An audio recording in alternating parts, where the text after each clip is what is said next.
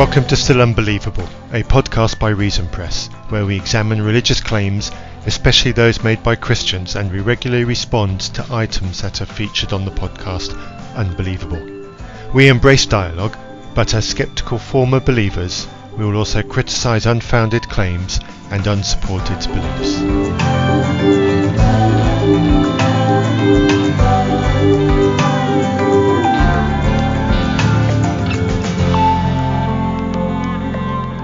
Hello everybody and welcome to another episode of Still Unbelievable.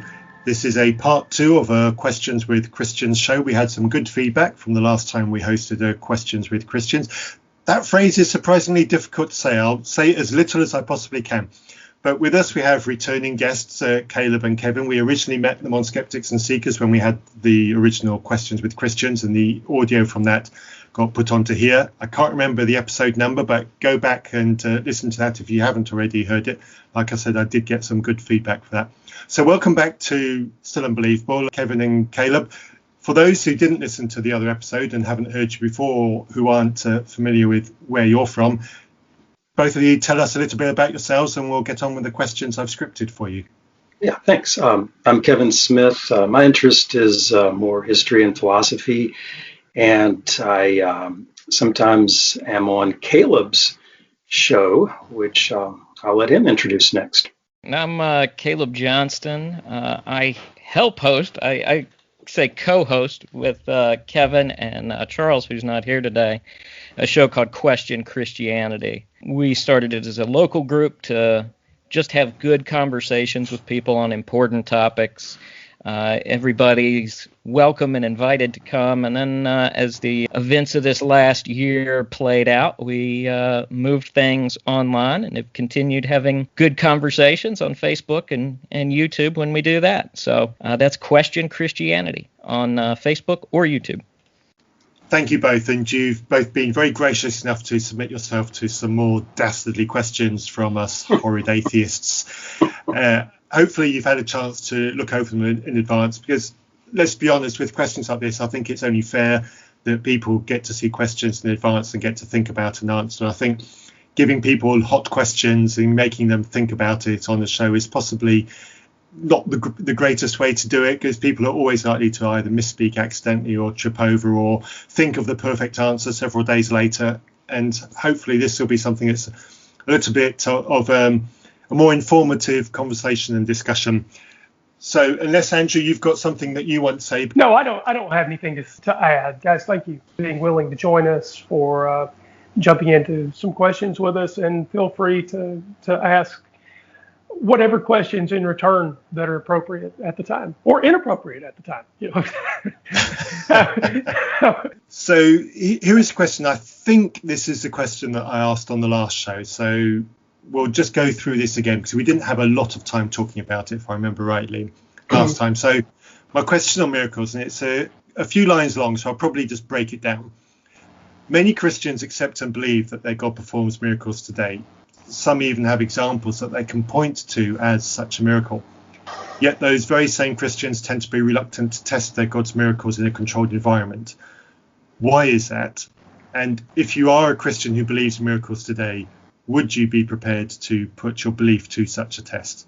And there's a second half to that, which I'll save for later. So I guess this is a bit of a recap of the answers that you gave last time, and unless they've changed at all. Yeah. I tried to think about this in terms of what the average Christian would probably be thinking when asked to put miracles to, or God's miracle ability to a test in a controlled environment, why they would be reluctant to do that. And I'm wondering, I might say that such Christians might feel they wouldn't have much or any reason to do that, seeing that they're already satisfied with the miracle evidence. So maybe from their point of view, why would they test further, especially if maybe it makes them feel like ingratitude or to demand more, or makes it feel like skepticism, like they would be saying they didn't believe in the miracles that they've already received, right? That's just the first thing on my mind, but I have my own answers, but it's just something that occurred to me. I don't know. What do you think? I guess there's that verse about not putting God to the test. Sure. Yeah. I hear that objection pretty frequently. I actually understand it. As a former Christian, I don't know if I would have thought so much about asking for confirmation as putting God to the test, because I think I felt like every time I prayed over a meal, as for instance, I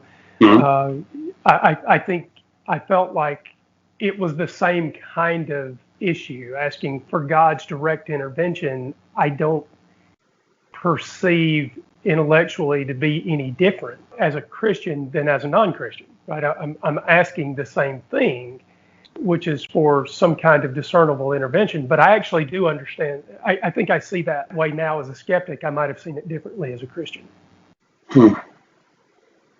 So, that and a couple dollars to get you a cup of coffee, right? But I'm not sure. So as a for instance, if we were all sitting around together having dinner, and you guys said, well, let's pray, I'm quite positive that Matthew and I would sit quietly. We might not pray with you, right? But we would sit quietly. We wouldn't be offended. But if your prayer over that meal included us, how would that be any different? If you were actually saying, God bless this food for the nourishment of our bodies, right? How would that be any different than a more formalized test, if you see what I mean?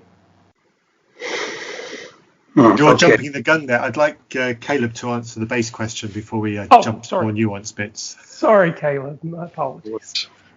That's okay. I think that's a really good question. To go back to the base question for just a second, though, I think Kevin made a really good point. Your average Christian would kind of see this. I see it a little bit differently. I think first we have to ask, what are miracles and what are their purpose? Because I think you have this superficial view of God answering prayers in kind of this genie kind of way. But my view of what a miracle actually is a little more nuanced than that. I do believe it's a communication from God, and that it is for a specific purpose. When prayers are answered, it has a specific communicative purpose beyond just the answering of the prayers. So I think that complicates testing it just a little bit. Not to mention, with testing, you also have the issue of, even though we may get results from that test, you still have to look at how people are going to interpret that. And can we ever really rule out miracles by testing these claims? There have been prayer studies done that look at prayers for people who are ill in the hospital, and they haven't found any significant correlations there with prayers actually supporting healing in that sense. But on the other hand, I think if we were to look at some of the survey evidence, if we were to do some big scale surveys of Christians and whether or not they had experienced a miracle in life at some point, and you could expand this to other religions as well, I think a study that looks at what has actually happened to people would be a very valuable test in this regard. It's not an experimental test in a lab where we can double blind things, but we could get some very good quantitative information that way, I believe. So yes and no, I guess, is kind of my answer. Okay, I've got a return question, if you don't mind. Sure. I understand, or at least I think I understand, and I think I would have had the same objection as a Christian to the idea that God is not a slot machine, right? That's a pretty common phrase right now. And so when questions about miracles get asked, that's sort of in the popular psyche at the moment to respond that God is not a slot machine. As a Christian, I'd have backed that, and even as a non-Christian, if God is a thinking agent, I would still back that idea. We could join on that ground without any trouble. That a thinking agent that can do things for you is not a slot machine to pay off for you whenever you ask. So no problem there. But For me, it doesn't answer the deeper question, Caleb, that I think you were talking about. While I would accept that no thinking agent is a slot machine, and that thinking agent likely has some sort of a plan and is working toward the end of that plan with their best efforts, I think that it doesn't answer where God is when some substantial question is asked. So here are a few. Over on Skeptics and Seekers, there was a show about abortion, euthanasia. When is it proper to go to war?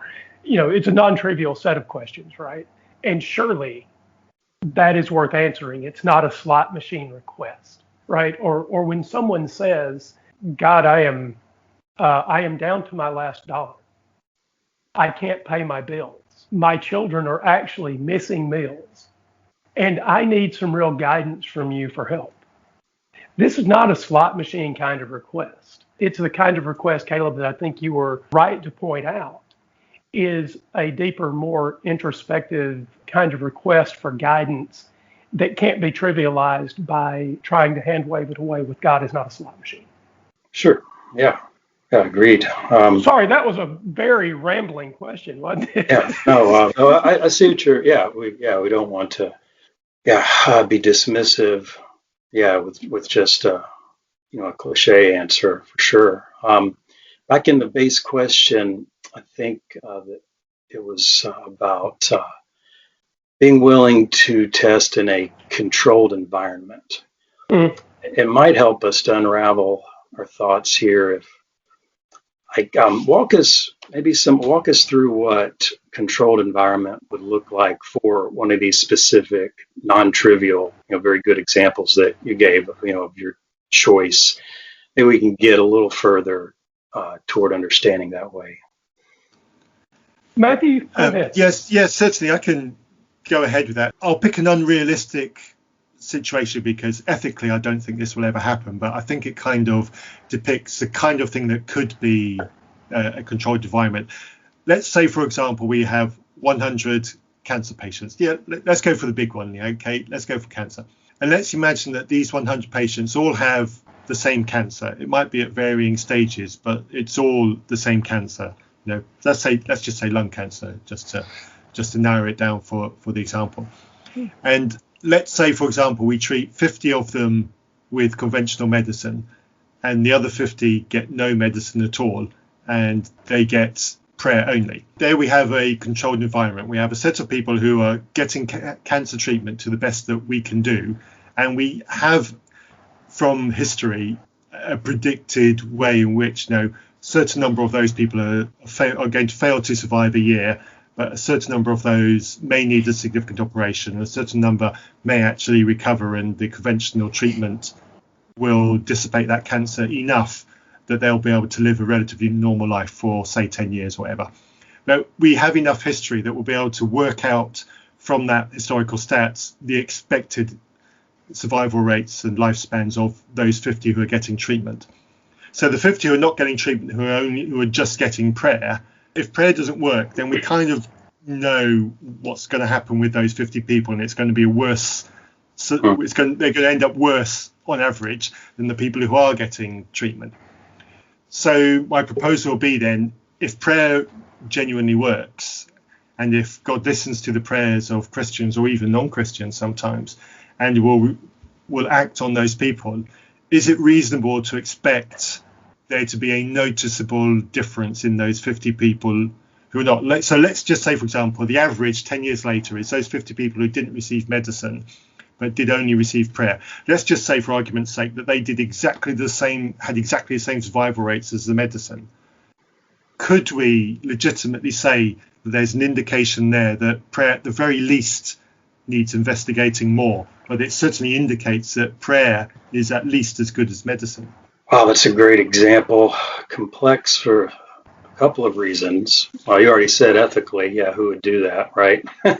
Yeah, I would object to it ethically. Yeah, let's just get that out of the way. Right, but no, that helps. That helps visualize, a scenario.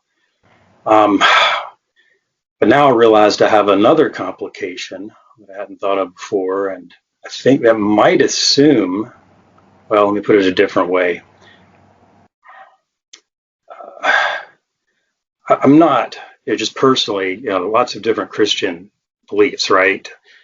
But from my view, I'm not sure it's ever God's will for me to not receive the ordinary means of grace, whether it be common grace or saving grace. So I'm afraid that bringing that up, though, will sound like a cop-out to you. But I'm trying to work through it in my head right now. And I appreciate this example. I've made it on the spot. So you're also approaching it hot, and it's quite difficult. No, I asked for it. Yeah, fair enough. Right. So it just makes me aware of my own belief that I don't know of any reason why a Christian ought to refuse the ordinary means of help if God is provident. Yeah. Caleb, you're gonna have to maybe step in while I'm thinking. Yeah, no, you're dragging me down this road with you now, but yeah, I would agree. I think it is complicated by the fact that we have the medical advancement we do today. Someone could say that God has allowed medical advancement to the point that it has, so that people can be helped from these horrible things that affect the body. And I think it still goes back, we would still have the issue of why would we expect this study to reveal compulsion from God to answer these prayers over anybody else in the world. I think that's still one of the issues I take with it is that, let me rephrase that issue. I think the biggest issue with it is that we also can't know whether there is sufficient reason for these people to be in the place they're in, if it does have a purpose in the grand scheme of things. So thinking about the butterfly effect, for example. And this deals more with the problem of evil aspect of this question than the miracle testing directly. But if God can have sufficient reason in the grand scheme of things, because we're looking at a very limited scope of time, whether you look at one lifetime or even 10 lifetimes, still in the history of the world, we're looking at a very, very small segment of history, even when we look at, all of human history. So the question for me is, could God have good reasons for answering only the prayers that he does? And I'm not sure there's a testable way for us to drill those two things apart. That's, I think, my biggest issue with testing it is can we drill those things apart in such a way that we could tease them out enough that our results give us something of meaning in answering this question?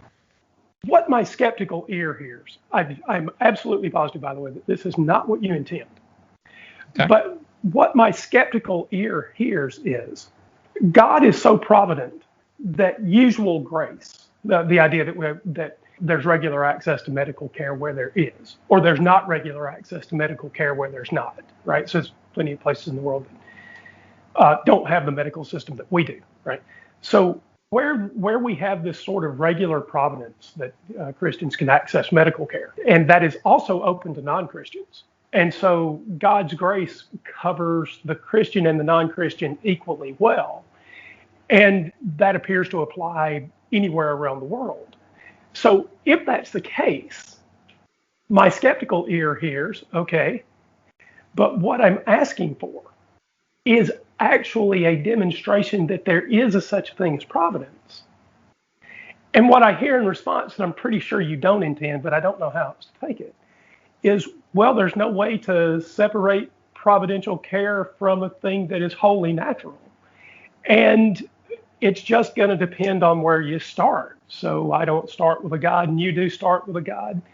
And so if you start with a God, you get a providential care, and if you don't, you get nature. And I'm pretty sure I'm not summarizing you. Although I am trying to be charitable, I don't think I'm summarizing you properly, and I'm wondering what I'm missing.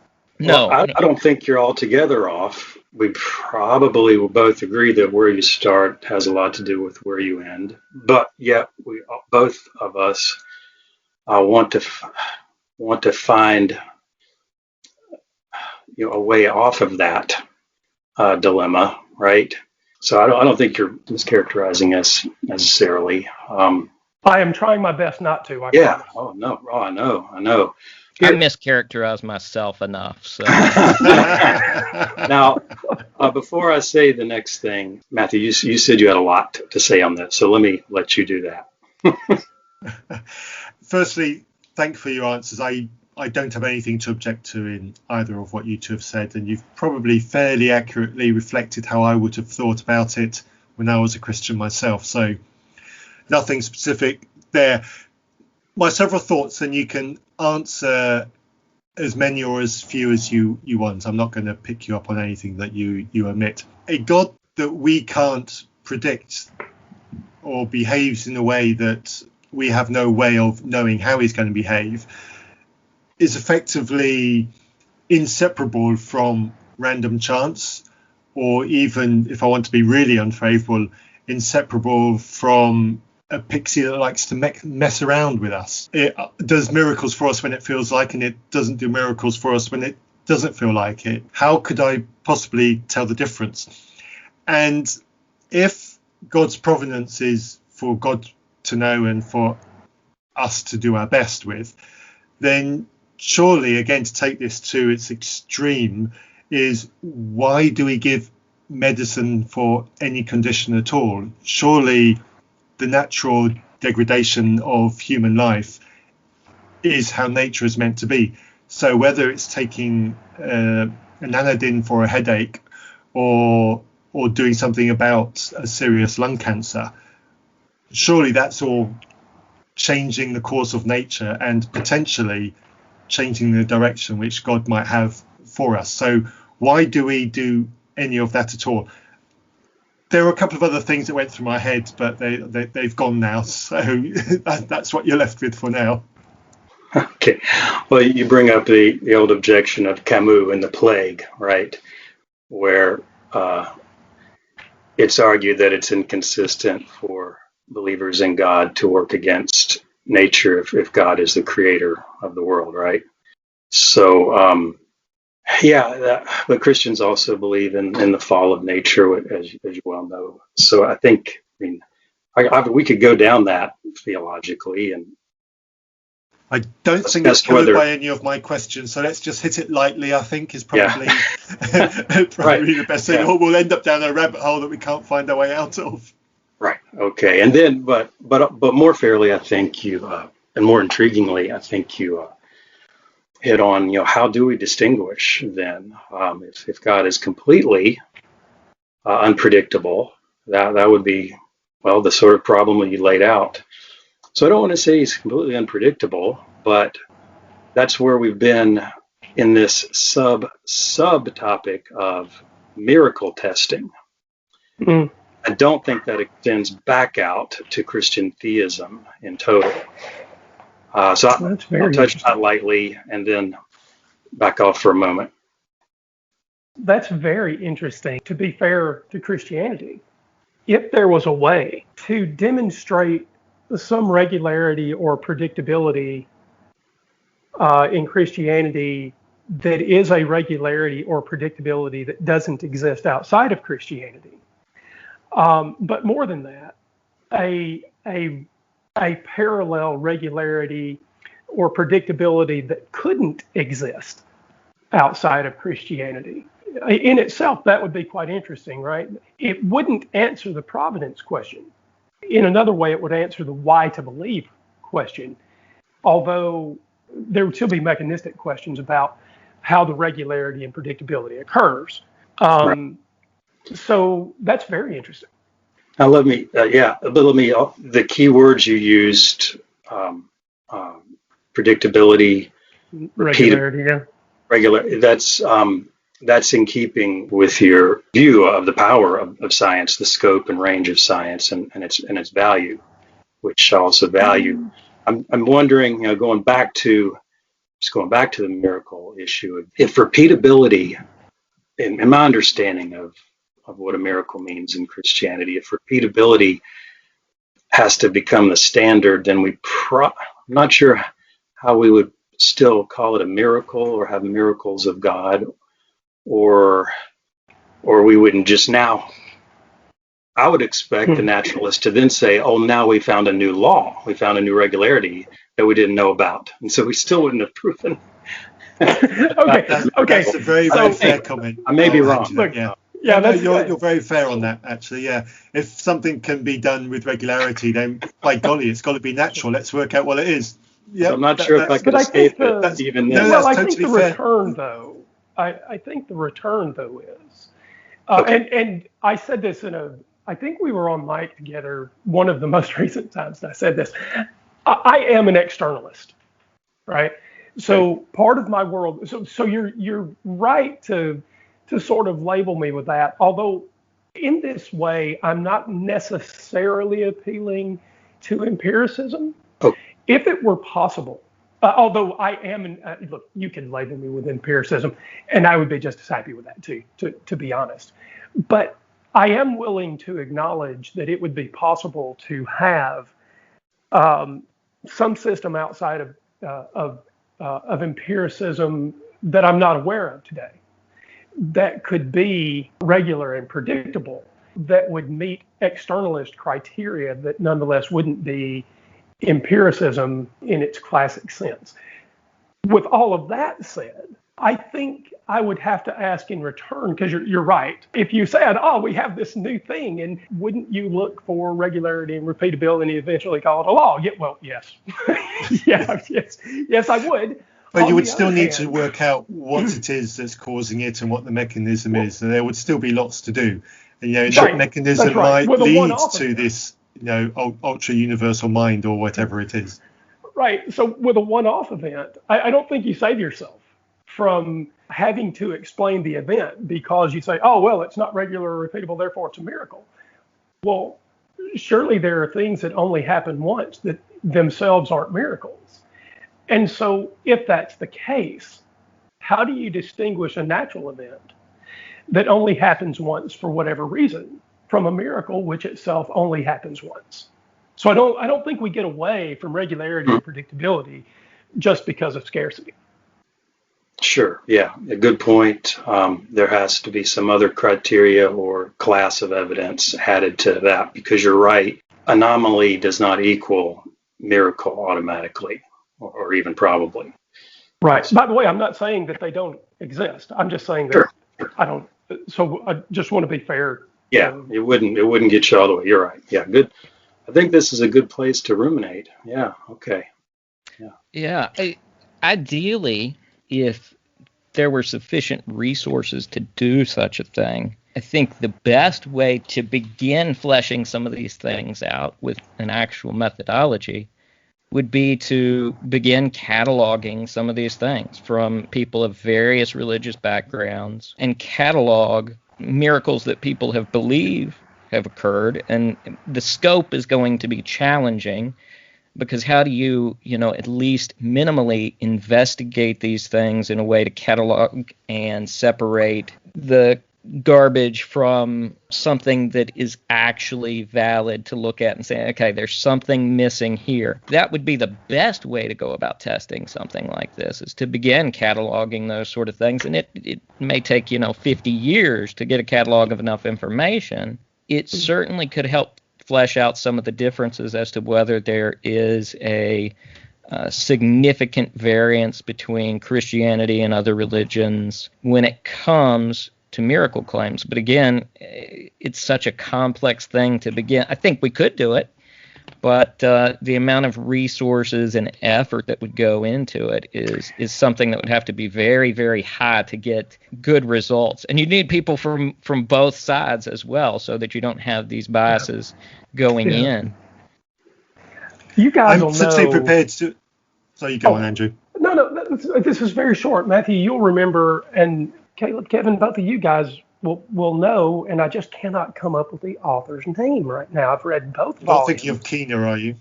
Yes, Craig Keener. Craig Keener has a 2-volume work right now, close to 15 or 1,600 pages, if I remember correctly, out of the 2 volumes. Yeah, that's right. I remember that came up in our previous episode, and I think you guys said great disdain for the quality of the work. I'm not super familiar with it. Am I right? That's probably, look, it probably did come across that way. I read both volumes. Well, I read them quickly. So I draw a very clear distinction between reading something and studying something. I'm sure we all do. Yeah. Right? Yeah. I don't claim to have studied it. I'm not an expert on what he wrote. I read both volumes in a couple of days. It is very possible that that disdain is there. In fact, I'll just go ahead and cop to it. While also saying that I didn't study it, I read it. Okay, so just full disclosure. It wasn't impressive to you. It didn't impress you. Yeah, look, there's personal history wrapped up in this. Yeah, so when I was so I'm visually impaired. What you guys probably don't know is that I have an artificial eye. I lost an eye as a child for reasons that don't matter, and it wasn't traumatic. But my parents took me to two separate faith healers. Oh, dear. And yeah, well, and you can clearly, obviously the story gives its own ending, right? And so they are dyed-in-the-wool believers. And by the way, we love each other. They know that I'm a skeptic. Yeah. That's also not traumatic, although there was a time when it was. But I have experience with faith healers, and I've been asking, Matthew, how long have we been podcasting together? It's over 2 years now. Maybe we're approaching 3 years. I choose not to count. Our relationship isn't that deep. Oh, thanks, bud. That's just because you're a Windows user, man. If you weren't as shallow as a thimble. Okay, no. Look, Matthew and I love each other, and that's why we can chat and enjoy each other's company. So I have been asking for years now. I'll give this plea again. If you think you know somebody that can actually heal people, I don't care whether they're in the mountains of Peru or the tundra of Russia. I don't care what denomination they are. I will go anywhere or bring anyone to me. I will say any prayer. I will participate in any religious rite. I will read any creed. I will practice any doctrine. I will cross every I and dot every T to engage myself with the belief of the practitioner that can heal me. I will do so honestly and openly and without any reservation. And I will do it at my own expense. What I have gotten, and a dozen times I've said this, more than that in writing, maybe more than that on mic. But I get crickets. I live in a family of faith healers. There are 4 people in my extended family who claim to be able to heal people of physical ailments. When my girlfriend and I got together, they talked about this. I have asked openly, well, why don't you invite me? Tell me when the next healing service is. I'll be there. Yeah. They just don't talk about it anymore. So I am skeptical, and I'm just acknowledging that is probably a part of how I reflect negatively on Keener's work. No, I don't blame you at all. I don't hold to the same theology of those Christians, So miracles, in my view, are going to be, well, physical miracles, I should say, because all Christians believe in spiritual miracles in the sense of regeneration, spiritual regeneration. Sure. Right. So, but that's not on the testable range in the same sense of physical, theoretically, right? So, just open or transparency here. Yeah, physical sorts of miracles are scarce. Going back to the scarcity discussion, that's the same thing as a miracle, something being scarce. But I also, put myself out there and say, I believe that probably they do happen. That's testimonial. mostly secondhand. And likely, from my judging of different claims, and it sounds to me like I would be equally skeptical of the claims of some of the Christians you were referring to. Nevertheless, I have found some to be, compelling in contexts where, from a Christian view, where the gospel is newly entering an area. Mm-hmm. Well, I could take us off on a side discussion, but interesting accounts. But well, feel free, because we're sort of, we're sort of in that space. Let me dive in here real quick. I don't share this story a lot, but I will share it here, and I'll say that I still don't know everything to make of it, but a number of years ago, I was in a Bible study group with a number of new believers, number of skeptics, and I did have a medical issue arise where I'd gotten a retinal detachment a year prior to this, year and a half prior to this. Of course, I go blind in one eye for 10 days, and I don't do anything about it. I'm scared to go to the doctor, and I'm a man, so I'm stubborn. So I ignored this and didn't go to the doctor, even though, I'd completely lost vision in one eye for a number of days. And it eventually came back a little bit. I assumed it was some kind of optical migraine. But a year and a half later, when I go to my eye doctor, I find out that it was a retinal detachment that's been detached for a long time. And they give me absolutely zero hope of any significant vision being restored in this eye. It wasn't completely blacked out anymore, but it was extremely bad with no correction helping with it. And I was in this study with new believers and shared this story with them. And I was going through a difficult time in my faith at the time as well. I was leaning very naturalistically on things because I just hadn't seen any miracles occur, didn't see these things happening in and around me. And I'll say they prayed over me in this group asking for a miracle. We can't say we were certain that one was going to happen by any means.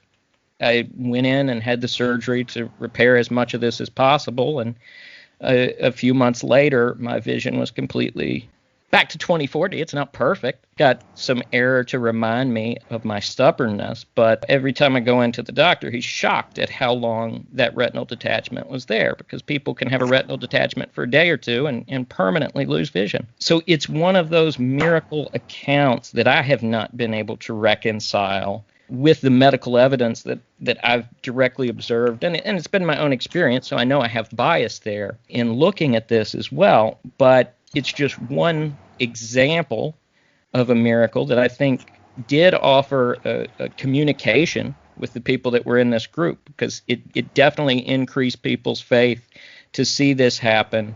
It wasn't a faith healer scenario. I'm very skeptical of that kind of stuff as well. I come from a magician background, so watching the kind of things people like Darren Brown do is excellent to kind of see this stuff exposed, these fraudsters. But also have this example as well as some others I've heard secondhand over the years of this sort of thing playing out as well. So it seemed like a relevant point to share that story, and I don't know how to reconcile that with your experience, Andrew. That's a really interesting story. What I am about to say is not offered in any way as a counter to your experience. So just know that, because it's going to sound like it is. It's not. No, it's okay. And I wasn't trying to offer mine as a counter to your experience either. Yeah, no, it just seemed like both stories were relevant. Okay. Right. So, but these are sensitive topics, right? So we tread carefully over them. So I've had, so how I lost my eye is something called Coates disease. Back in 1968, the doctors thought that Coates disease could present as bilateral, that it could move from one eye to the other. As it turns out, it can't, but they didn't know that in 1968. It was still very young as a research topic. So they took my left eye, but I don't have a normal right eye anyway. And one of the things that has happened to me twice, once in 1972 when I was 4 years old, I realize I am giving an exact year of my birth. Yes, I was born in 1968. I'm an old guy. So in 1972, I had a detached retina. A cousin and I were playing outside, and I ended up falling off the porch and hitting my head on some concrete. Anyway, it detached a retina. It's a very common kind of story. I had a second detached retina in the right eye in 1976, the year of the bicentennial, actually. In both of those cases, in 1972, doctors Jared and Hagler performed an early double buckle procedure. It's a retinal reattachment, and saved what sight I have. And then in 1976, I was in PE in elementary school, and we were doing whatever we were doing, an attached retina. Went back to those same doctors, and this time they used a laser procedure to reattach the retina. And while I've never had great vision, I run 4 miles a day, I play Frisbee with my kid, I don't have the same sense that retinal detachments should mean that you can never expect to recover vision substantially. But again, this is not in counter to your story, because eyes are one of the most sophisticated organs in the body. I have no doubt that you've relayed your story absolutely accurately. So, yeah, and I think probably the same status would attach to the only possible miracle story that I have directly. I was in a car accident.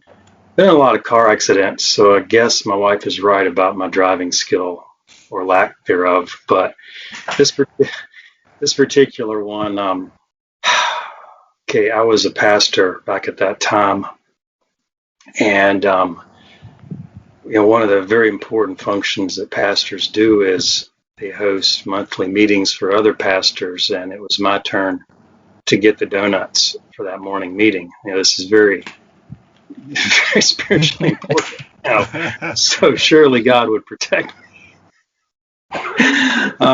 Anyway, so there's a Krispy Kreme. Now, poor Matthew doesn't understand the sanctity of Krispy Kreme probably, but Andrew, if you're from the South, brother, I've got one, and I look for the hot donut light. Let me tell you. Yeah, there we go. Now, and I don't really know why you can doubt the existence of God after that, but we'll move on. Nicely done.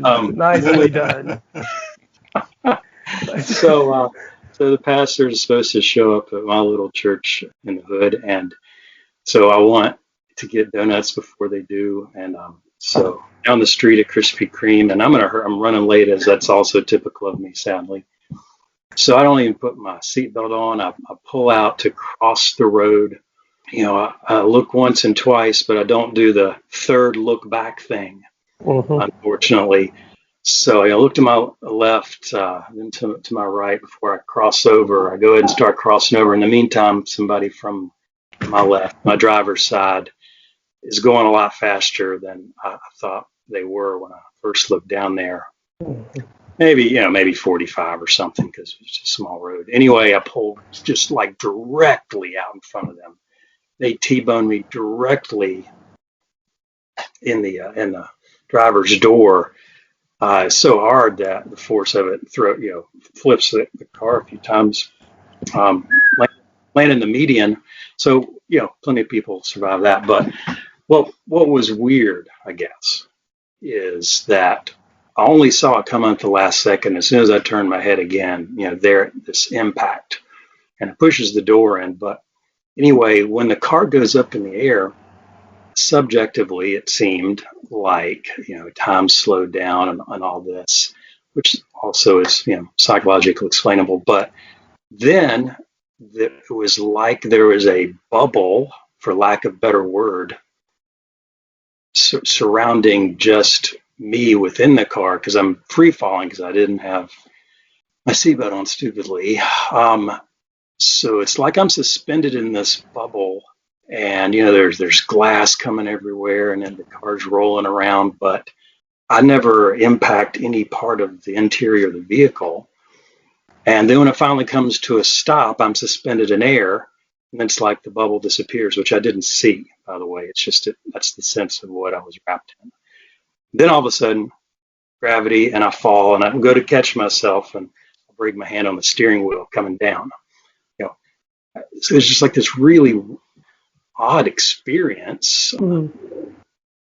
And I get up there, there's glass all over. I retrieve the donuts because I have not lost my sacred mission. I Better save the Christies, man. Wait, you're telling me the donuts survived this accident? That may be even the greater proof, but they had come open at some point. I think I had 2 or 3, 12 things of donut, right? A dozen donuts. And so I retrieved them. Some people, actually one of the pastors was on the way, stopped, saw what happened, like, what's going on? I hand them the donuts, give them the key to the church, like, open the church so the other guys will. So I'm trying to figure out what's happened after I'd crawled out of the car. Anyway, turns out there was glass in the donuts, but. Oh, wow. Well, see, I can't accept that as a miracle. Now that ruined the whole just killed the whole thing. No, it just proves that I'm the favored pastor of the group. And God prefers Dunkin' Donuts. And that would confirm the evil God hypothesis. You're right. So there's always sorts of ways to poke holes in my experience, and yet, from my worldview, is it irrational for me if I have other evidence from my worldview? Or is it surprising that it's hard for me to discount it as completely natural explanations? Although obviously you can, strictly speaking, right? So that was really an unnecessary story, probably. I don't think it was. First, I'm glad that you are okay. Look, I don't care what the reason was that you're okay. I'm very glad that you made it through what could have been a fatal car accident. Matthew, I'm sorry, you were going to say something, I'm sure. Pretty much the same. Yeah, I'm both genuinely interesting stories. I'm glad you're both okay. I think, first of all, stories like that are enormously powerful, and they can certainly tip people who are close to the line over the line. I get that. And I think for me, my hesitation is, they're wonderful stories, and we're all old enough, I think, to be able to accept that sometimes really strange things happen, and sometimes those strange things are really fortuitous. I think for me it's drawing that line from what is an extraordinarily great event for both of you. Drawing that line from that to the Christian God as the provider of that is a problem for me. That's not a line I feel that I'm capable of being able to draw with any form of reliability. Right, and certainly wouldn't be I think that's straight line at all. Right. Sure. It doesn't necessarily have to be a straight line, no, but I need a way of being able to connect those events to a greater being that plucked you out of something that could have been an awful lot worse. Sure. So that's the breaking point for me. The burden of proof, and I think, although the sorts of examples that Caleb and I experienced, limited as they are, I will go back to distinguish that from the sort of faith healer Christianity view, where I think the burden of proof is enormously shifted onto people who claim to be able to heal on demand, if you will. Yeah. To actually have that as a tenet of their Christianity, that faith means being able to do that. I think they're rightly asking to be put to the test. Whereas, Caleb and I are thinking more of after the fact experiences that we didn't. Yeah, well, I'll stop there. Yeah. Okay. So, sorry. Can I turn a question around on y'all real quick? Certainly. Please. So, let's say there were to be a study done post hoc that looks at experiences like these and tries to separate out ones that are genuine experiences. We'll set Keener's stuff completely aside. Let's say a study were sufficiently done from, multiple religious backgrounds or whatever the case may be that catalogs these kind of events and tries to find the ones that are or tries to just catalog them in such a way so that we have, here's ones that are highly improbable, here's ones that are really unlikely, here's ones that are completely outside of the realm of anything we know that's possible. If we were to do a massive kind of study looking at those things and cataloging and looking at differences between these, is that something either of you would consider valid evidence? Let's say it comes out with some kind of results in favor of even just religion in general. Is that something that you would be willing to consider as evidence, or is that something you would still be reluctant to consider? It wouldn't get me to the Christian God, but it would certainly come under the banner of more research is needed. And I know that's a well-used phrase in science, and many scientific discoveries end up with that as the final full stop, is more research is needed. Yeah. But certainly if there was something which showed that there were things happening which didn't appear to match what our expectations, that certainly indicates that there's something to consider. And I would be very happy to take the step of, it looks like there's something that we haven't considered. It looks like there's something that we've been too quick to dismiss. Let's try and work out a way to nail down what that something is. And to make it really personal, because Andrew said his story multiple times on this podcast. Anybody who's a regular listener to our podcast can't not have heard Andrew say the things he said. If Andrew was to ring me up and say, by Jove, chap, I've got a fresh eye and it works, I would go, okay. I would never say by Jove, chap. Is that the miracle? Yeah, that would be the miracle. Because he'd follow it up with, I'm drinking a cup of tea, probably. And snorting heroin, I'm pretty sure. If that was to happen to Andrew, it would genuinely create a problem for me. Because there's nothing in my naturalistic worldview that accounts for that by any means whatsoever. So it would cause me a problem, and I would want to know. I would do absolutely everything I could to find out more information about what had just happened, because it would cause me a worldview challenge. So it doesn't have to be a big study.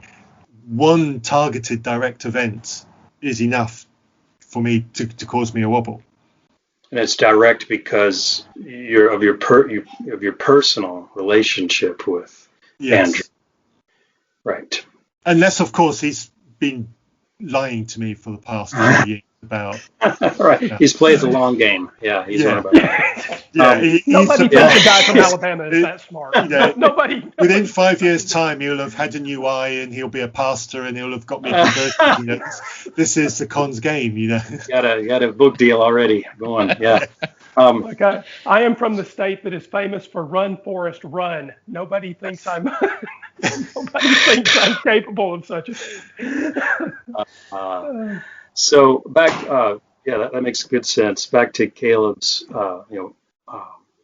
study proposal question. He said just religion in general had some sort of statistical advantage for healing or whatever. What if it was a little more specific? What if somehow data pointed to oddly Christian miracle evidence being significantly and consistently more supportable than, say, whatever other religions in general? What difference would that make? Oh, that's very interesting. Yeah, it would move me closer. I'm not going to quibble about about what it might be. Let's just assume. Oh no, that's fine.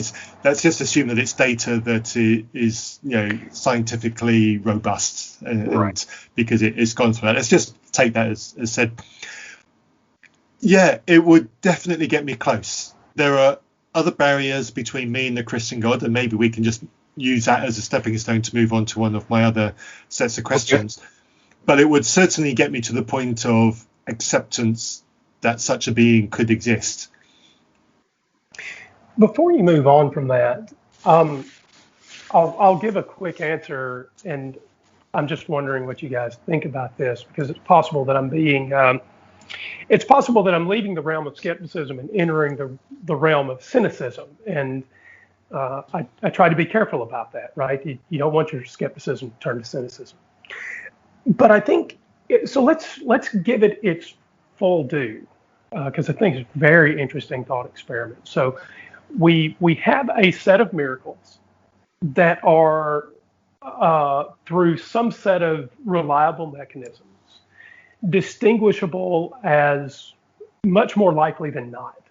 Maybe much more likely as putting too much weight on it, but more likely than not. We're convinced that there's something going on here to whatever degree we need to be convinced, because that's not the important part.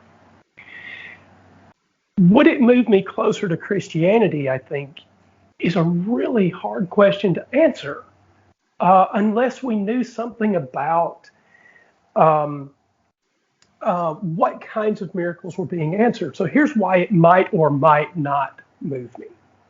Okay. This is not intended as some sort of jab at Christianity, but you guys know that Christianity is a big tent. Right? Yeah. And there are the Universal Unitarians on one end, and Westboro Baptist Church people on the other end. Okay, look, I'm not trying to be satirical here. I'm just saying that there's a big difference, right? You're right. And so I would want to know, out of this body of miracles, is it telling me something about a specific kind of Christianity? If it's not, I'm not sure.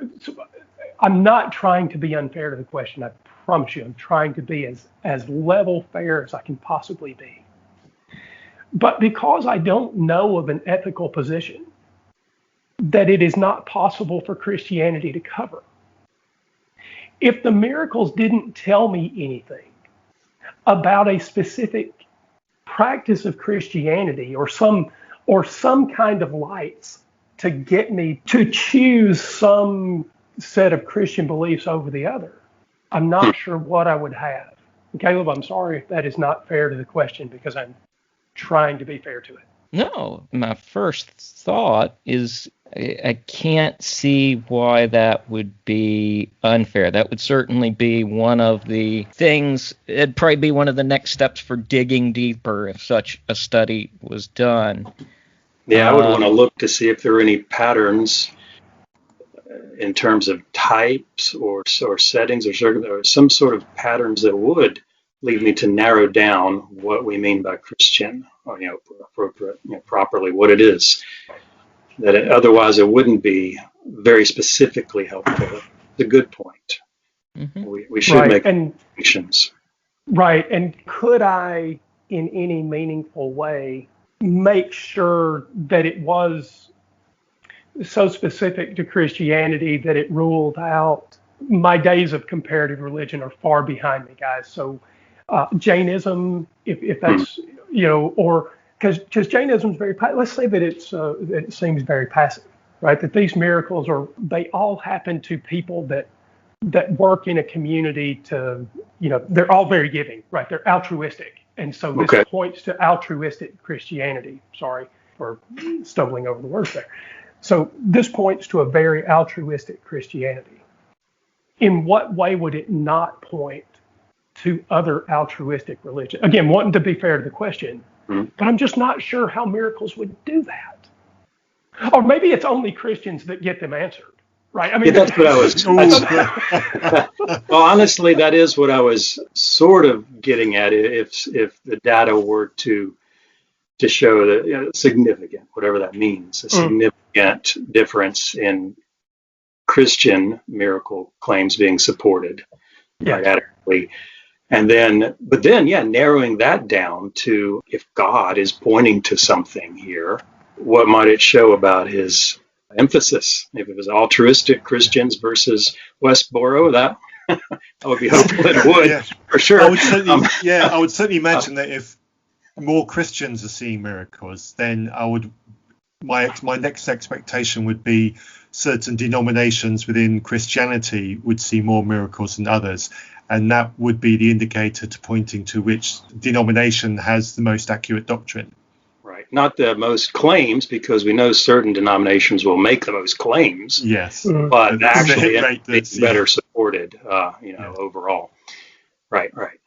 Interesting. I think, just to tail this off, and there's no compulsion to respond to this. I think the bottom line for me, and it's where my question on miracles came from, is the Bible says both seek and you shall find, and don't test the Lord your God. So there's definitely a delicacy in terms of navigating between those 2 points. And I've been in a church as a Christian where the encouragement to ask for all and any miracle was there. Healing meetings, whatever your miracle is, come up, ask. We'll ask God directly for that, whether you want that job or you want that house or you want that healing or you want guidance for such and such a decision, whatever it is, come up, receive direct prayer, and we'll petition God to answer whatever it is that you want. So I've been in a place where that was actively encouraged, but I've also been directly told by Christians in this kind of conversation, don't you dare ask God for something, like you deign yourself to demand that God should reveal himself to you in such a way that you would believe in him. So we've got those two things in the Bible, then we've got those both two attitudes from Christianity. So my question is basically prompted from those two dichotomies and how we navigate the waters between them. But like I say, I'm very happy to move on. You don't feel any obligation to address that, because we've been talking around it for the past 40 minutes already as it is. How many of these questions are there, Matthew? We can gauge the more than we can cover if they're going to take this long. That was the first one, right? We might not make it much further. Well, Matthew asks the easy questions first, too, just so you know. Yeah, oh, good. Well, I'm going to skip over the next one, because next one was about believing the miracles in the Bible and the resurrection and the appearance of Jesus. And that's all broadly the same subject, and we could end up talking or leaving about that. So I'd like to just move on to make it a little bit more interesting. So moving on to the next paragraph, which is entitled God's Love. And again, to set it up at the beginning so that this isn't a surprise for you later, my current position on the Christian God is up. And I apologize in advance because this isn't going to come across well, but I don't even like the Christian God. I don't like the depiction of God that I see in the Bible, and I don't even consider that God a loving God. So this is where we were talking about what would convince me, etc. So for me, accepting that there is a God is not the same as confessing to that God and becoming a Christian. Because if I was to get to a point where I accept that God exists, I go, okay, you're a nasty piece of work and I have no intention of worshipping you. So now you've got another problem on your hands. So that's kind of where this next batch is coming from. So to get actually to the question, and again, this is partly from my personal experience of deconstruction. But again, answer it with whatever truth that you need to. Don't sugarcoat for me.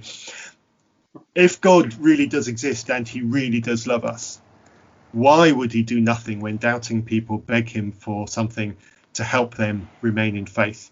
And this is a challenge from me personally during my deconstruction.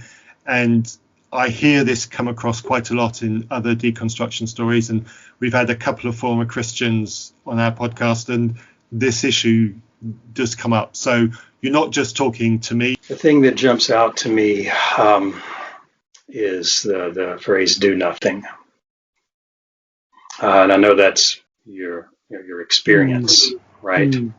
So not in any way dismissing that, but that is the thing that jumps out to me.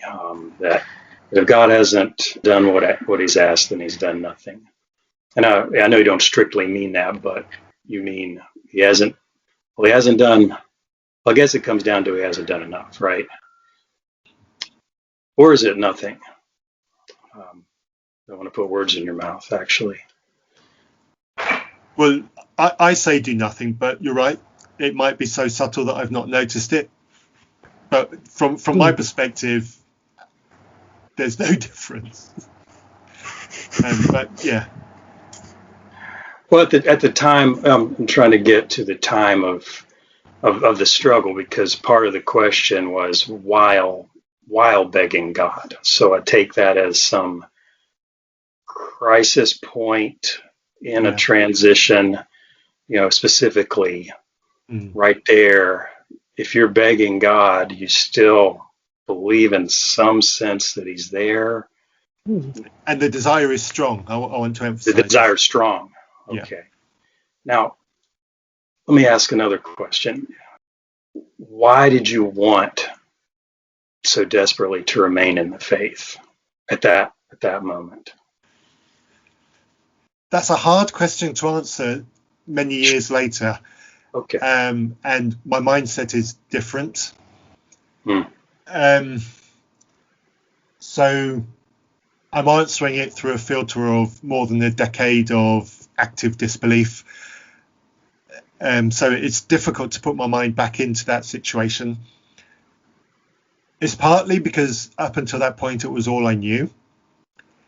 And certainly my faith up until that point was a faith in a God who was a genuine loving God, a faith in a God who cared about His people, a faith in a God that mourned and wept if people stopped believing in Him, and a faith in a God that was active in the world today. And I think that part is the key that unlocks the phrase "do nothing later."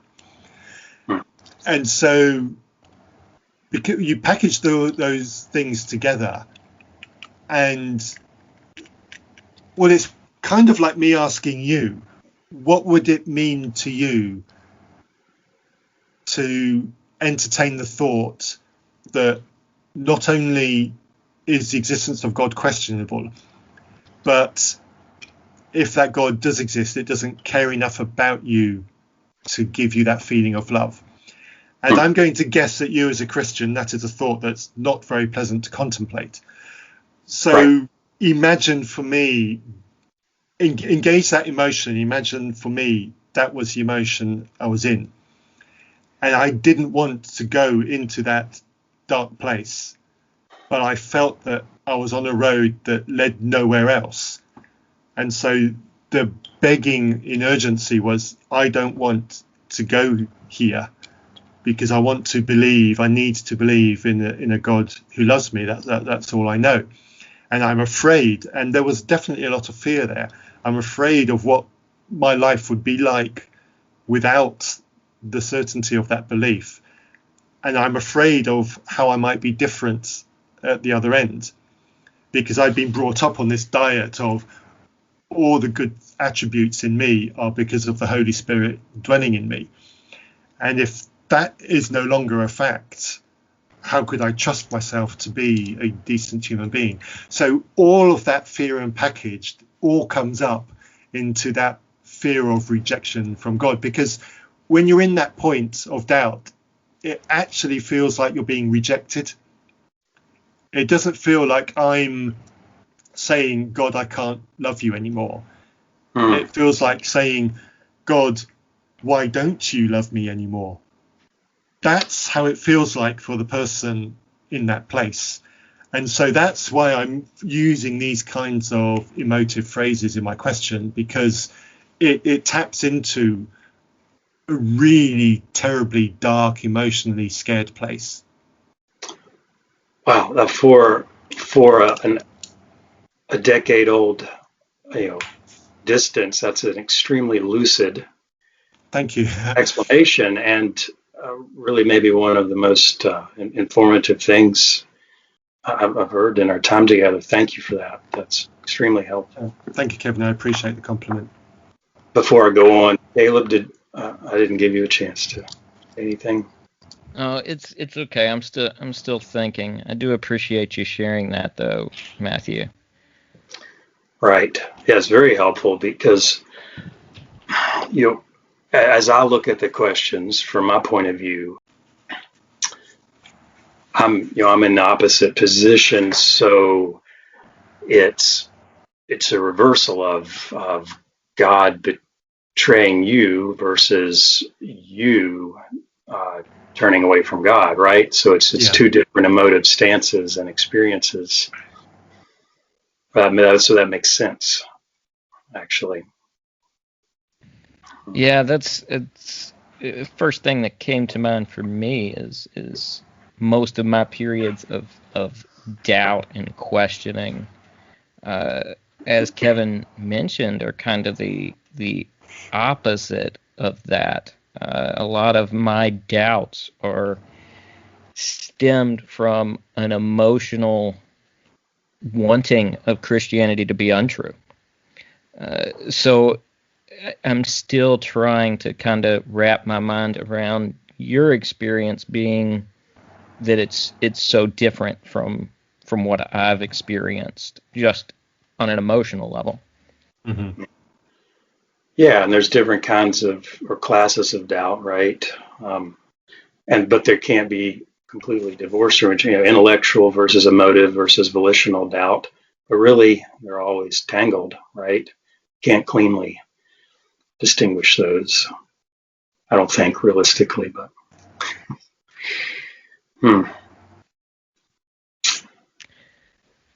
Andrew, did you have something before I move on to the just next part of this question? I will only say that I had a similar dark spot. I won't go into it. I do have a souvenir, actually, that I've an old leather jacket. Maybe I'll tell a very small piece of this. So I went through one of those dark nights of the soul moments in my own deconversion, though it's not the primary reason that I walked away from Christianity. This was when I lived a little further north than I do now. It was a cold February night, and had some trouble at work, had some trouble at home. You guys have been there, blah, blah, blah. The sky is falling and it's fire and brimstone, right? Chicken Little is solidly on the scene.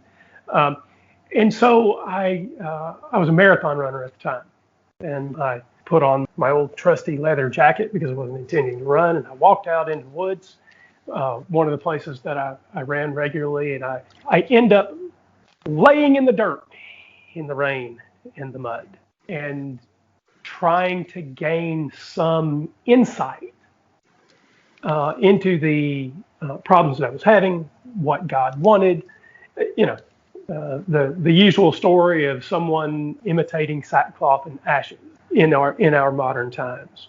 And what I got on the other end of the line was not even a busy signal. It wasn't a dial tone.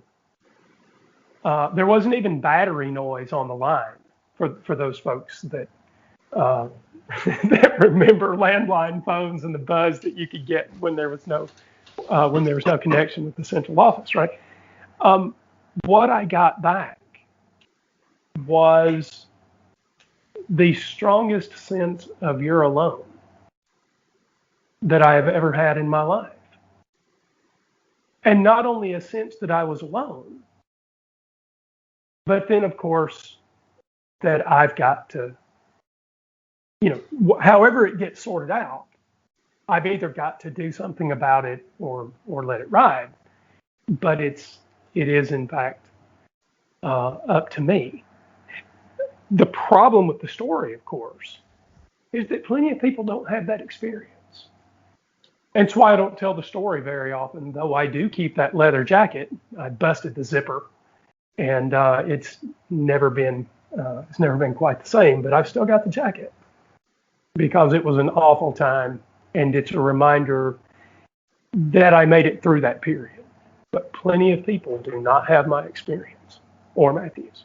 I'd like to kind of ask a follow-up question here, because given the experiences, and I think any kind of answer I could give to your experiences from a theological perspective are going to be grossly inadequate for certainly for you, but also, as well for listeners when you're giving such an experience that you've had. And I can empathize with the pain. I can never experience that in the way that you did, but from my own experiences of pain, I can certainly empathize. When you've gone through an experience like that that's so intense and emotional, to feel abandoned by something you thought was real up until that point, what kind of, and I think this helps some too, but what kind of evidential or what kind of experience on the other side would you feel would be adequate to get you back over that kind of thing once you cross that kind of an emotional bridge? And I think the same's true for a lot of Christians. Once they commit to Christianity, there's no going back over that bridge because they had such an emotional experience coming into it. But having this emotional kind of exit experience it helps me understand why you give the burden of evidence you do. But I guess the question is, would there ever be anything that could comparably go back over that experience? Question's not quite coming out right. Do you understand what I'm kind of trying to get at? Can there be counter evidence that would get us to a different place? Sure. Matthew, what about, is there counter evidence that would work for you? Probably. I just don't know what it is. But before I get into the answer, I'd just like to say thank you to both of you for the way you interacted and responded to what I'd said. In a world where internet conversations between atheists and Christians all too often, and it is the response I hear more often than any other response from a Christian is, you can't have been a Christian to start with. And I still to this day get it and hear it an awful lot, and I've heard it so often that my range of reactions to it is enormously varied. It depends on the mood that I'm in. Sometimes I'll shrug and it means nothing to me, and sometimes it hits my atom bomb button and I go all out.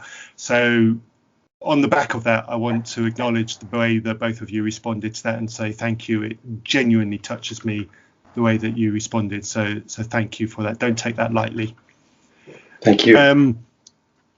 It was one of my questions about, and I'll just touch the question here because your question to me touches on one of the questions I put out further down, which was, and I'll read the question out.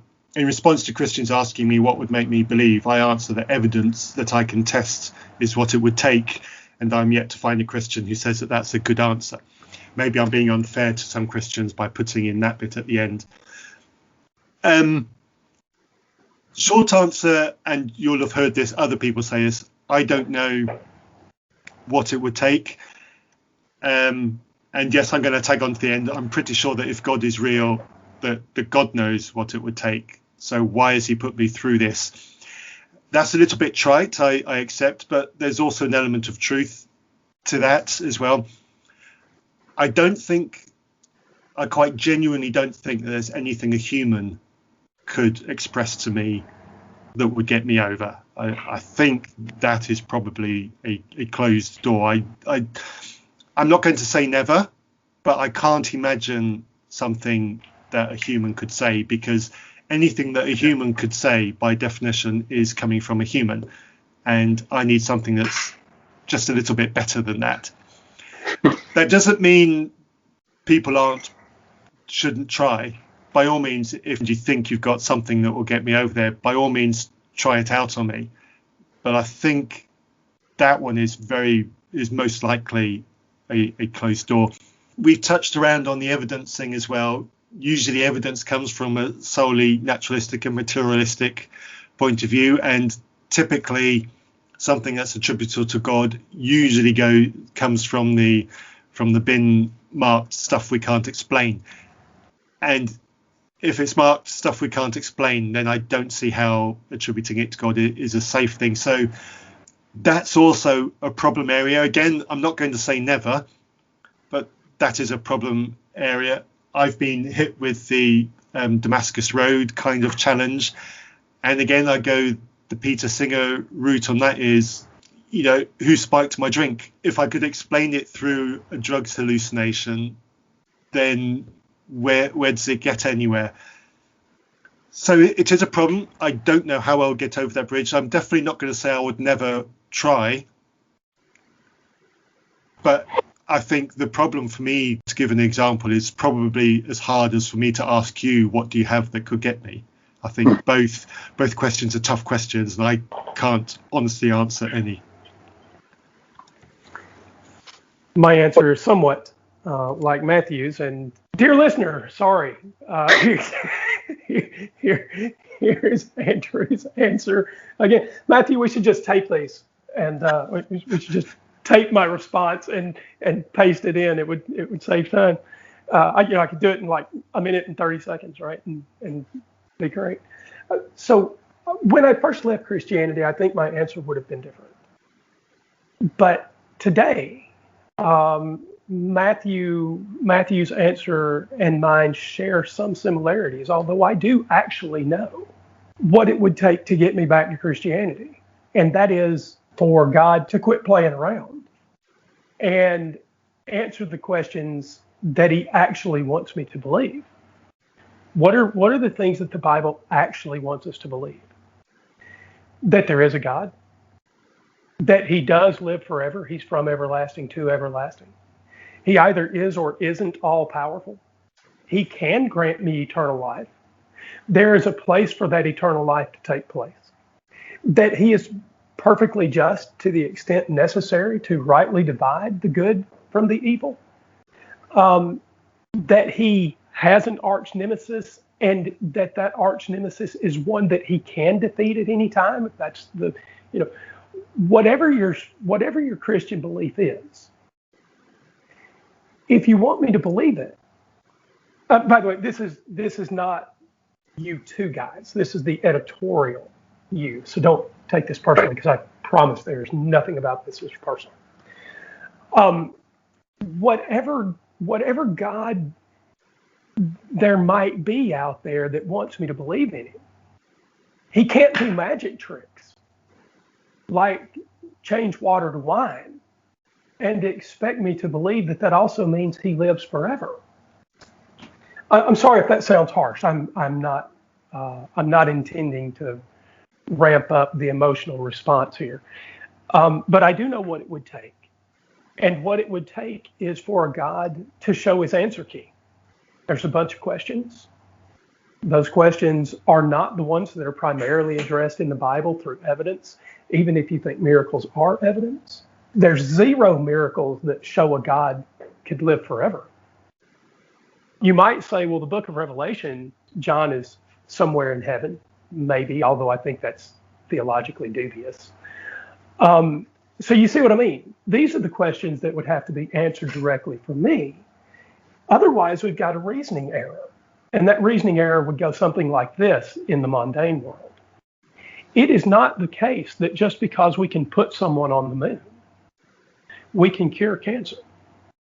And it is not the case that if someone could raise someone from the dead, it necessarily implies that they can live forever, that they can rightly judge the just and the unjust, that they have a place and can grant eternal life, or they do or don't have eternal punishment. You see what I mean?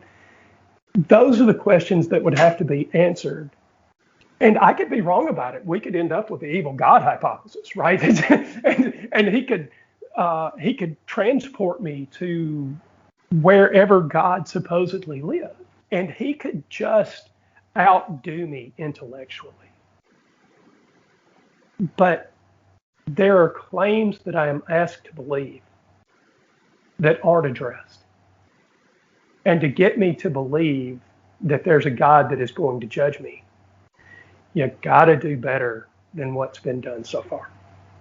Right. So it's not the whole package doesn't follow from one line of evidence, even if it was acceptable, right? That's what you're saying. Not for me. And by the way, I'm willing to accept that I might be wrong about that. So I'm perfectly willing for you guys to push back. And if I'm wrong about this, I want to know, because I think it's an important question, right? So I'm not trying to poison the well with something that seemed pretty impassioned. Oh, no. Right.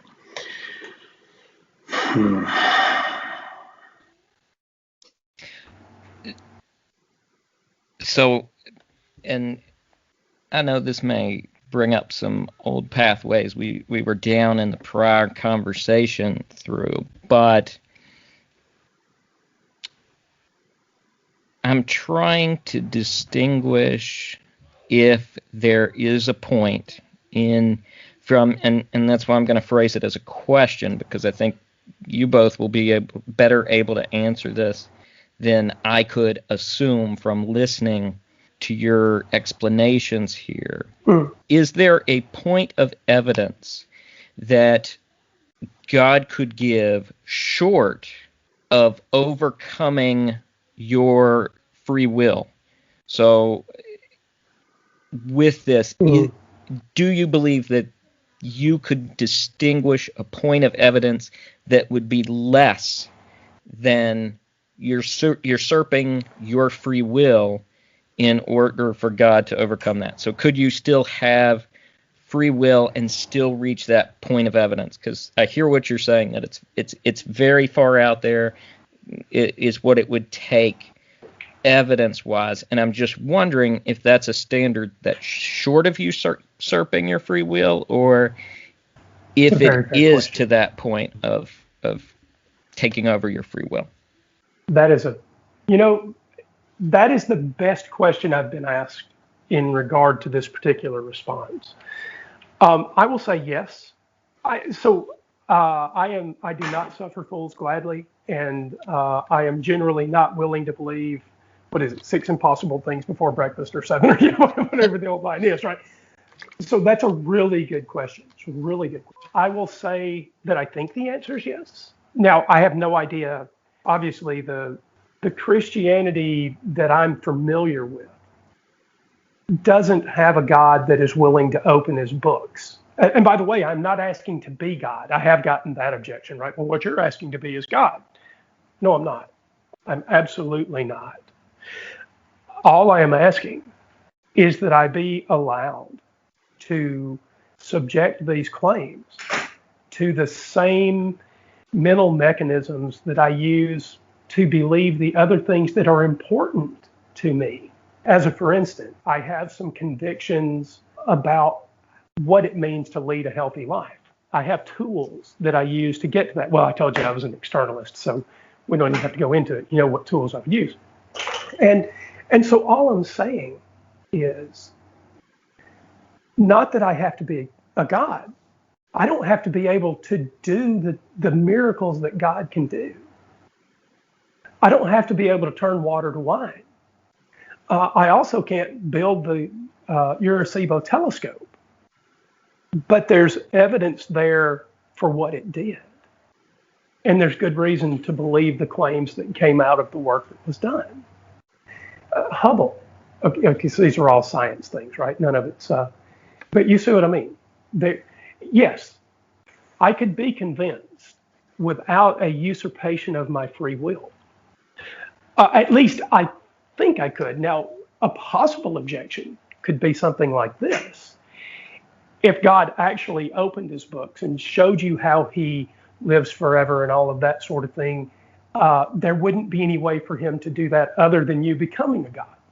Well, that might be an interesting reply, but I would think that it was just as intractable as the rest of the problem. It's an untestable hypothesis, right? But I would be very willing to apply the limited mental tooling that I have if God was willing to open up his books, I would absolutely dive in with wholehearted enthusiasm and hope that God measured up. Why? Why would I want that God to measure up under those circumstances? Because he's actually reaching out and asking for a relationship on as equal a basis as we could have, right? Not claiming I could match him intellectually or with any level of power that he might have or whatever, but he's willing to be investigated in the same way that he expects me to investigate the rest of my life. That would be a very powerful interaction. Sorry, rambling. I will stop now, Matthew. Not at all. It highlighted a lot of important points, really. The reaching out is key. Right. So I haven't learned what you guys think about. Well, Matthew shared his view of God's character, the God of the Bible's character, but is that the same view you have of Jesus as recorded in the New Testament, or do you think that's a legitimate report, or what's? It seemed, I don't know, somehow it just seemed right now central to this idea of God reaching out. If Jesus is from God, I wondered what the view of Jesus was. That's a good question. Yeah, go ahead, Matthew. If I can answer the other question that Andrew answered first, because Andrew went for the big science questions. I don't think that would do it for me, because there's too much in the big science questions that we are never going to know the answers to in my lifetime. And with that much unknown, I don't think that there's anything in the big science questions that would ever get me anywhere close. I've spent a long time investigating those subjects. So for me, it would have to be something much more personal, much more specific, and it would have to leave me in very little doubt that there was a God behind it. I mentioned Andrew calling me up and saying, "I've got a new eye." That sounded comic, but it's a very serious issue. It's an issue for Andrew, and it means an awful lot to Andrew. And I can't imagine anything in the world making me happier than seeing Andrew get a new eye. It would just be most absolutely fantastic. And that would go, okay, maybe God does care about what I think after all. So having poo-pooed miracles multiple times, I've done my own show here where I had the Christian, we talked about miracles, and I poo-pooed miracles there. It would, like I said, it would genuinely cause me a problem. There'd be further investigation to do afterwards, but it would genuinely cause me a problem. But it would need to be, or the alternative is it touches me something deeply. A word of knowledge possible. I'm recording to you with you guys now, but this isn't live. This is going to go out onto the podcast feed in possibly in a couple of months. I've got about 4, maybe 5 episodes that are ahead of this one in the queue. So it's going to be quite a few weeks before this goes up. So this isn't live on the internet beyond our conversation, but I've got my email open here. Let's just imagine I get an email from an email address I don't recognize that's neither of you guys. And it says, "Matthew, I know you're currently talking to these guys," and it includes some other personal details about me. There's a family member who I'm thinking about now who has a very specific health condition. Let's say it mentions that person as well. You guys don't know who that is. So if that email contained that information, I could probably rule you guys out, because I'm not Facebook connected with either of you guys. And the only kind of people that could possibly guess who it is I'm thinking about and what it is that I'm thinking about would have to be really, really closely keeping a close eye on the friends on my Facebook feed. Oh dear, now people are doing it. But then that hasn't ruled out my teenage daughter in the room next door, and she's not above pulling this kind of scam on me. So it would now have to. So let's just say that happened. There is probably some convoluted story I could come up with to rule it out being somebody who was praying to God and said, "Send this email to this person."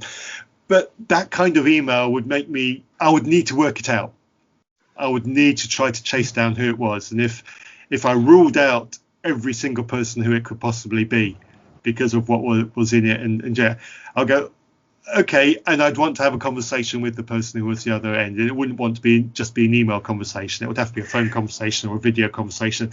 Maybe meet them. Let's just say they're over in Canada, so they don't know anything about me here. So there are multiple layers of personal complexity where God could certainly get me to a point of thinking seriously, but he would need to intervene personally to get me over there. So it would have to be a personal encounter, but it would need to be something and framed with packaging that prevents me from ruling out things like somebody's fed me drugs in my beer or something like that, or I went temporarily insane, or whatever other way that somebody could get out of a personal experience. There'd need to be other packaging around it.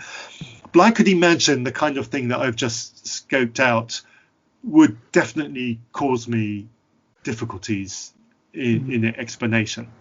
I think the problem with this kind of hypothetical scenario is, as soon as I write it down on a piece of paper, some sport like Andrew's going to go and start saying, well, start explaining away all the bits. And so however we find... Yes, you are. Okay. Because I do the same to you. Come on, let's at least be honest here. So yeah, there would need to be some kind of clever packaging around it, which would rule that out. Sorry, I waffled. What was the other bit that we were moving on to? Well, it might have to be another show. I tried to Jesus reaching out or not, or what that even means in your views. Right. Very quickly, I don't know. This will only be vaguely interesting, I'm afraid, but it's worth you guys knowing. When we get back together, and I hope this has been a pleasant enough conversation that you guys will join us again. For me, are either of you familiar with the Church of Christ? Yeah, a little bit. Yeah. Okay. Yeah. Okay. Most of my time in church was spent in the Church of Christ. I have family members who are Baptist and Methodist and yada, yada, yada, right? I was Church of Christ. One of the things that they sold me on, possibly wrongly, is that there are no modern miracles. The indwelling of the Holy Spirit happens only in so much as a modern Christian understands the Bible. They have some, what I think are pretty reasonable theological explanations for taking this view about, the faith being once delivered and the cessation of miracles. And we could spend some time in 1 Corinthians 12, 13, and 14 and get there. At any rate, what I'm saying is there's one more problem. First, so if Jesus reached out to me, I'm not sure what that would look like, given my church background. Okay? So I'm not saying that it couldn't happen. I'm just saying that I didn't come from a religious tradition that thought the sort of reaching out that I think you were talking about actually happens today. But let's say that it does. And I'm willing to grant that the Church of Christ is wrong about an awful lot of things. So we wouldn't have to try particularly hard to convince me they were wrong. But I think there's another problem. And that is sort of the David Hume problem. How could I be sure that I am of sound mind? But I think there's a deeper question that reaches back into the first century that could potentially put Hume on the shelf. So you say, okay, just imagine that you were completely mentally sound. However you get there, you're completely mentally sound. I say, okay, I can imagine that. It's perfectly fair.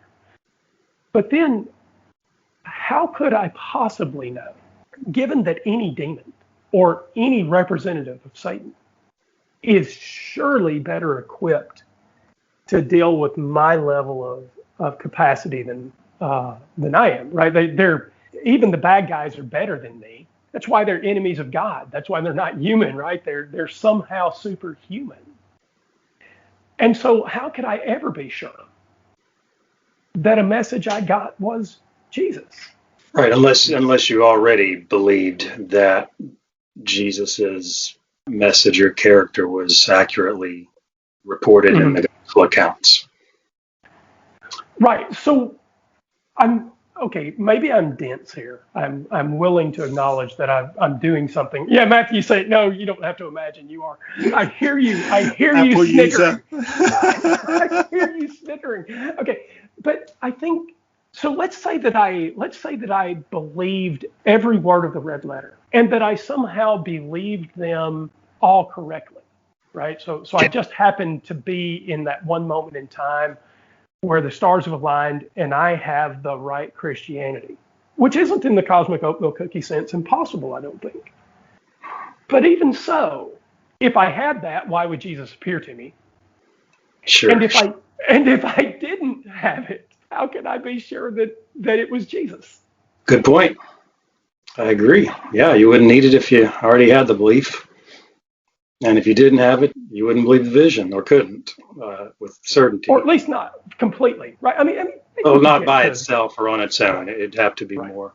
I think this goes back to what you laid out earlier. There are a lot of beliefs, central beliefs in Christianity, not counting peripheral things, debatable things, but a lot of basic central beliefs in Christianity. And you indicated you really need if I understood right, you'd need pretty much a separate line of evidence, a trail for each of those. There isn't one thing that could very quickly get you to all of them or most of them, right? Yeah, maybe that seems cynical. I'm sorry if it does. No, I mean, it does. I was just making sure I understood. Yeah, that's fair. To just tag on a thought with that, for me, that's why Christianity does stand up to these tests. Is a single argument in a single area. Okay, I can take it or leave it for the most part, but it's the cumulative case that is powerful to me, rather than any single piece of evidence or any single line of reasoning.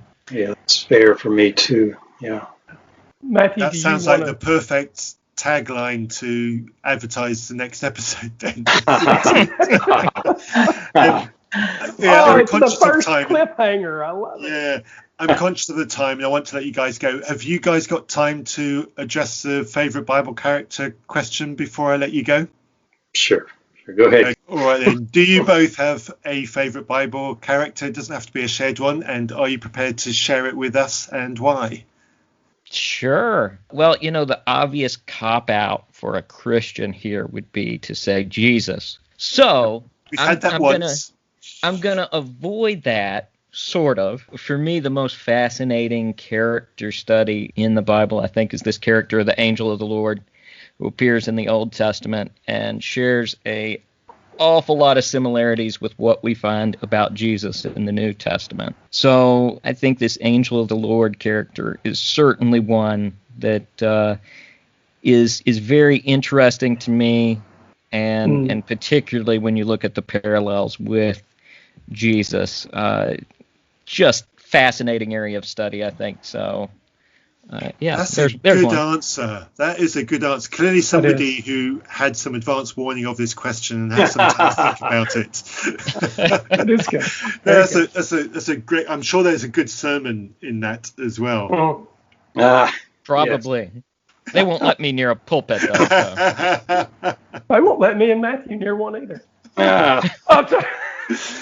Don't. My the local pastor of the church my wife goes to, every time I turn up, which is irregular to say the least, his greeting to me is always, "Still haven't burst into flames yet." No, but he does carry a Samsung. He's not far off. So I like a pastor with a sense of humour. So, right, Kevin, can you top that one? No, but when I thought about the question, for some reason I got off on the track of trying to think who I would identify with, and so that became mostly negative as far as my struggles and sins.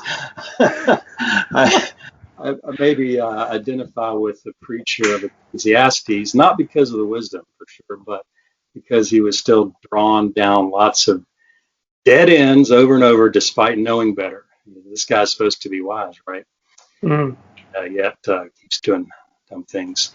And then I thought about, I think sometimes I've been like the dreaded Job's counselors who act like their theological system is complete enough to explain every particular suffering that someone's going through, when really they should have just stuck with being silent thing they did for the first 7 days. But then, John Mark, he let a lot of people down in ministry by turning back on his mission, but on the other hand, he was eventually restored because somebody didn't totally write him off.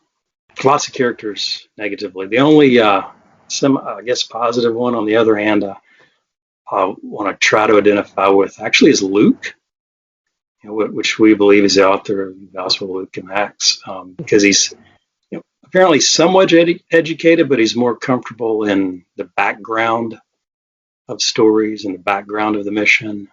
He's a bit of an outsider because he's a Gentile. He apparently appreciated history and tried to share what he collected, but was still more comfortable writing than speaking or being in the front. So anyway, those are my rambly thoughts on that. So several. That's another good answer. But yeah, thank you. Not a good answer, right? No, it is good. You've managed to hit several interesting characters, and again, none of them are characters that we've come up before. We haven't had many repetitions. So, yeah, that's true. I like Mark. I think we've only had the one. I think we've only had the one repetition actually, and we've only had Jesus once as well. So you guys are coming up with some really good answers and some really good characters. I'm really glad that we're doing this series of asking this question. Me too. It's a fun question. I'm glad you think so. We enjoy it. We do enjoy it. Thank you again so much for your time, gentlemen. The links to repeat what you said up at the top will be in the show notes. Listeners, if you have any alternative answers, you know where to find us, reasonpress@gmail.com. If you're a Christian, there's a question you'd like the gentleman you've been listening to put to Andrew and myself, as if they couldn't think of good questions themselves, feel free to chuck that one in. If there's a question you'd like us to ask a Christian, because I'm sure we haven't got all the best questions, feel free to email them in. I don't think I've upset them too much this time, but if we do get them back this time, I promise it absolutely will be an opportunity for them to quiz us some more, because they've already had 2 sessions of being grilled by us. I think it's about time that they had an opportunity to ask some pointed and some deep thinking questions of themselves. Amen. Thank you again, guys, and until next time, good night. No, thank you so much. Cheers, chaps. Thank you for that. You are genuine gentlemen. Thank you again.